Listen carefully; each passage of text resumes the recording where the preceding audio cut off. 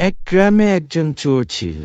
সে প্রতি রাতে মানুষের ঘরে ঢুকে কিছু না কিছু চুরি করত।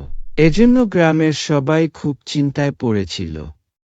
একদিন গ্রামের এক বৃদ্ধ তাকে দেখে ফেললেন, কিন্তু বৃদ্ধ তাকে পুলিশের হাতে না দিয়ে বরং তাকে বোঝালেন, বাবা, তুমি এভাবে প্রতিদিন চুরি করে কতদিন বাঁচবে? যদি পরিশ্রম করো তাহলে সারা জীবন সৎভাবে খেতে পারবে। কিন্তু চোর প্রথমে হেসে উড়িয়ে দিল। সে বৃদ্ধের কথার উত্তর না দিয়ে সেখান থেকে চলে যায়।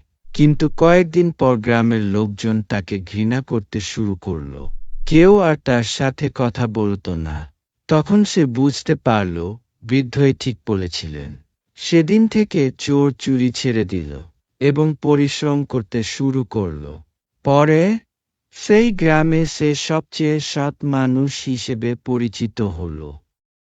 এই গল্প থেকে আমরা শিক্ষা নিতে পারি, যারা খারাপ কাজ করে তাদেরকে কেউ ভালোবাসে না। এজন্য আমাদের সবার উচিত পরিশ্রম করে সৎভাবে বেঁচে থাকা।